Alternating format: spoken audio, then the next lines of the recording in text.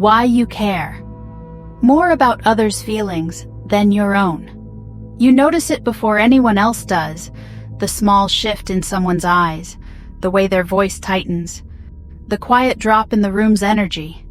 Your body reacts faster than your thoughts, adjusting your tone, softening your presence, trying to protect the space around them. It feels natural, almost automatic, like carrying a cup filled to the very brim and making sure no one else spills. People call you warm, thoughtful, easy to be around. And they mean it, but they never see the tiny contractions inside you, the moments when your own feelings step back, waiting patiently behind everyone else's needs. So here is the quiet truth you rarely ask yourself. Why is it so easy for you to sense someone else's sadness, yet so hard to stay with your own? Why does your heart rush forward to care for others long before it remembers to care for you? You know that feeling, the quiet guilt that rises when you can't be there for someone, even when you're exhausted yourself. It's the strange discomfort that appears when someone around you is upset, as if their emotion is a signal that you must fix, calm, or soften something. Even when the situation has nothing to do with you, your body reacts like it's somehow your responsibility. You've spent years being the steady one, the listener, the person who understands before anyone has to explain. You carry conversations the way some people carry fragile objects, carefully, thoughtfully, always making sure the other person doesn't break. And yet, after everyone else feels better, you're left with a heaviness you can't name, a tiredness that doesn't match anything you said or did. There are moments when you want to express how overwhelmed you feel, but the words shrink before they reach your mouth.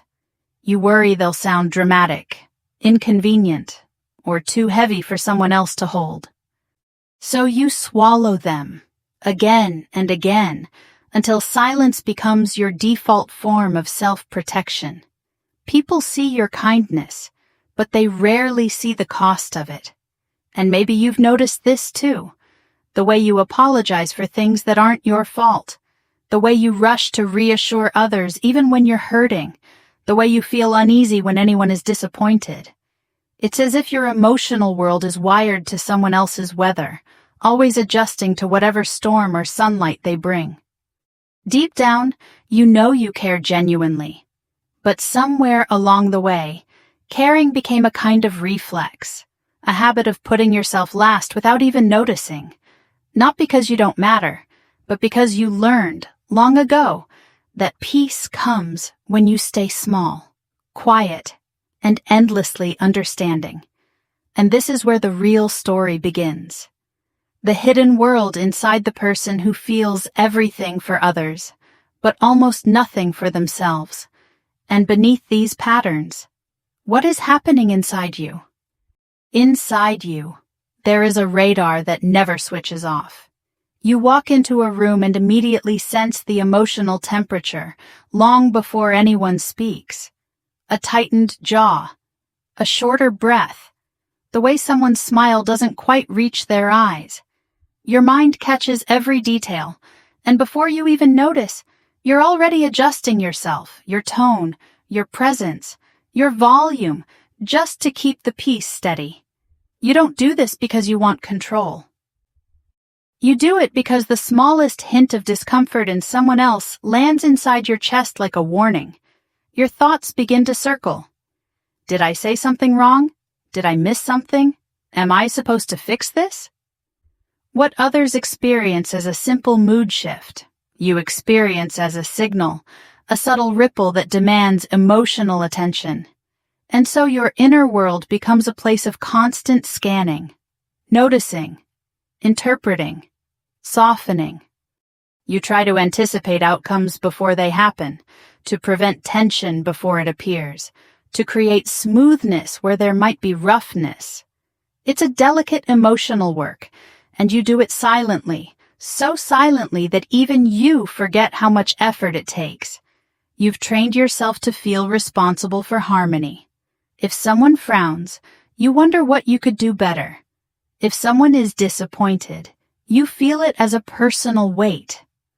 Even when you logically know it isn't about you, your body still reacts. Heart a little faster, voice a little softer, smile a little more careful. You wish you could let it go, but something inside you whispers that you can't. The truth is, your empathy is shaped like a shield pointed outward. You sense others so clearly, but when it comes to your own feelings, everything becomes blurry. You hesitate to admit you're tired. You minimize your own hurt. You delay your own needs until they're small enough not to disrupt anyone. It's not that you don't know how you feel. It's that your mind is always processing everyone else first. And somewhere in that process, your own emotions begin to fade into the background. Not gone, but muted. Not forgotten, but postponed. You move through life holding everyone else's heart with both hands, while your own heart waits quietly for space to breathe. This is the hidden reality. Your care is real. Your empathy is real. But the way you carry them has been shaped by something deeper, something you didn't choose, but something that has stayed with you nonetheless. Why did your mind learn to operate this way? There is a gentle misunderstanding that sits at the center of your behavior. Somewhere along the way, without noticing, you began to believe that caring for others' feelings was the only way to hold your relationships together. You learned to monitor the emotional air around you, to smooth every ripple, to make yourself safe by making others comfortable. It felt noble, mature, generous, and yet, it slowly turned you into the guardian of everyone's heart except your own. The first misunderstanding is subtle but powerful. You believe that if someone feels hurt, disappointed, or upset, the connection between you is at risk. So you rush to repair, comfort, and reassure, often before they even ask. You're not trying to control them. You're trying to prevent loss. Somewhere deep inside, the idea formed that emotional harmony is fragile, and if you're not constantly tending to it, it might break. But the second misunderstanding reaches even deeper. The belief that your own feelings take up too much space. You learned to shrink them, soften them, or hide them entirely, thinking it made you easier to love. You told yourself, "It's fine, I'll be okay," even when you weren't. You convinced yourself that your needs were optional, your sadness manageable, your boundaries flexible. You thought that disappearing a little would make you more acceptable, more wanted, more safe. And for a long time, these misunderstandings seemed to work. You became the friend who understands, the partner who adapts, the coworker who prevents conflict, the child who doesn't cause trouble. People praised you for being thoughtful, gentle, resilient. They had no idea that what they admired was partly born from fear, fear of being too much, fear of disappointing someone, fear of losing closeness. The real truth is softer and far more human. You were never meant to hold every emotional weight around you. You were never meant to trade your inner world for the comfort of others. These misunderstandings didn't come from weakness. They came from the places where you once learned about love, safety, and belonging. And that brings us to the heart of this story, the origin. Because these patterns didn't appear out of nowhere. They were shaped, piece by piece, in rooms where you first learned what your feelings were worth and what it cost to express them. Where did these beliefs begin? Somewhere in your early world, long before you had words for emotions, you learned to pay attention, not because you were taught to be thoughtful, but because the emotional atmosphere around you required it. Maybe there was a parent who carried stress like a shadow. Maybe there were unpredictable moods, sudden silences, or the constant sense that someone could be overwhelmed at any moment. You learned to read the room the way other children learned to read books. You became sensitive to the subtle sounds of tension, The way a door closed a little too quickly, the way someone's voice turned sharp, the way exhaustion softened into irritability. As a child, you didn't yet understand that these moments weren't your responsibility. You only felt the shift, and your small heart reacted. You told yourself, "I need to be careful," long before you understood what careful even meant. For some children, safety comes from having their own feelings acknowledged. But for you, safety came from managing the feelings of others. If people around you were calm, you could breathe. If they were upset, your system tightened. So you became watchful, adaptable, attuned, not because it was your nature, but because it was your shield. And then there was the praise, gentle but powerful. Adults noticed your quietness, your maturity, your lack of trouble. "You're such a good kid. You're so understanding. You never make things difficult." They didn't realize that what they praised was actually your emotional self-erasure. Every compliment reinforced the idea that the best version of you was the one with no needs, no disruptions, no heavy emotions. You internalized this. Being loved means being easy. Being kept close means staying small. Being accepted means absorbing other people's feelings before you tend to your own. Even in a loving family, this pattern can grow. You might have had caregivers who didn't intend to place this weight on you, parents who were tired, stressed, or emotionally unavailable in ways they themselves didn't understand. Children don't analyze. They adapt. And you adapted beautifully, even if it cost you pieces of yourself. As you got older, the pattern didn't disappear. It evolved. You became the friend who senses tension instantly. The partner who adjusts their emotions to match the other person's needs. The coworker who mediates conflict silently. The person who apologizes even when nothing was their fault. It felt natural because it was familiar. It felt right because it was once necessary. But the world didn't see what this cost you. They didn't see the child who learned to be small to keep the peace. They didn't see the younger you who felt safer when everyone else was happy. They didn't see how your empathy became a survival skill long before it became an identity. And quietly, without announcement, the pattern followed you into adulthood, waiting for the moment when you would finally look back and ask, "Is this still the only way I know how to belong? Or is it simply the way I learned to survive? What if these old lessons no longer fit the person you've become?" There is a quiet turning point in this story, and it begins when you realize that nothing about your kindness is wrong. You didn't become empathetic by accident. You became this way because life once taught you that sensitivity kept you safe, that watching over other people's emotions helped you understand where you stood. That harmony was something you had to maintain, not something you could expect. Your care is real. Your softness is real.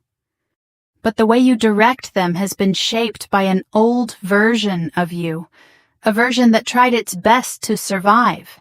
For so long, you believed that putting others first made you a better person. But that belief came from a child who was trying to protect themselves, not from an adult who knows they deserve to be held too. You don't need to stop caring about others. You don't need to harden your heart or change your nature. You only need to turn some of that tenderness inward, the way sunlight shifts to reveal something that has always been there but never fully seen. Your feelings are not dangerous. They don't ruin the room. They don't break the connection. They don't make you difficult to love. Somewhere along the way, you learned to shrink them so people would stay, but the truth is simpler and softer. The right people will not disappear when you show your truth. They might even come closer. And your needs? They are not burdens. They are not disruptions. They are not things to hide until the moment passes. You have walked through so much of your life believing that being low maintenance kept you safe. But real safety, real belonging, comes when you allow yourself to exist fully, not silently.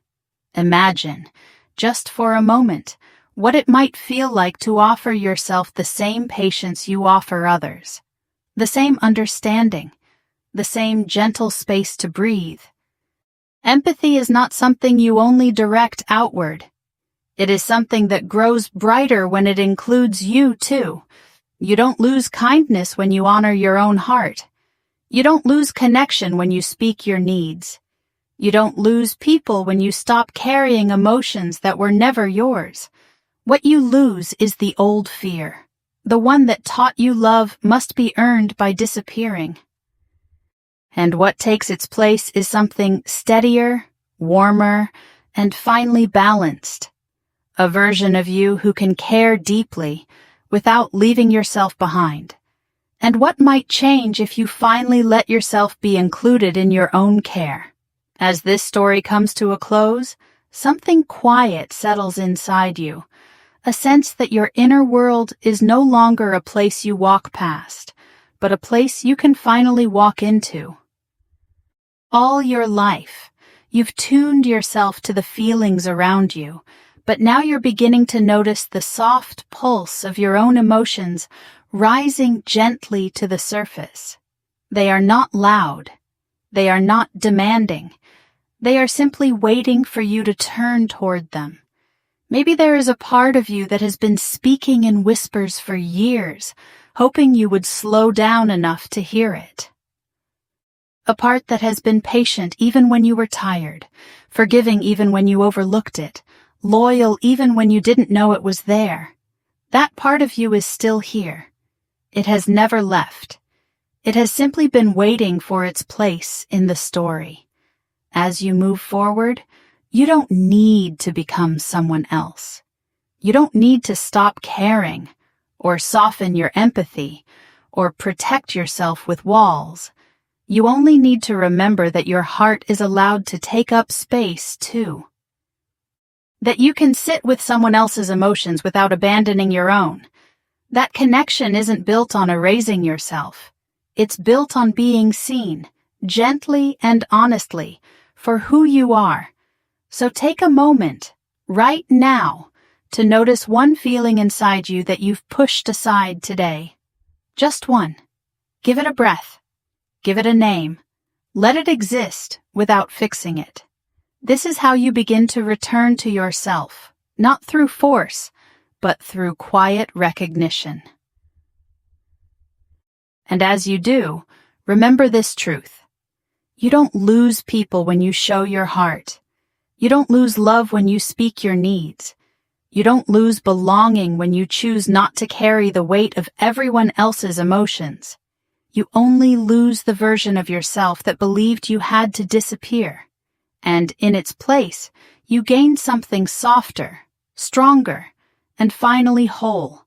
A life where your own heart is not the last one you care for.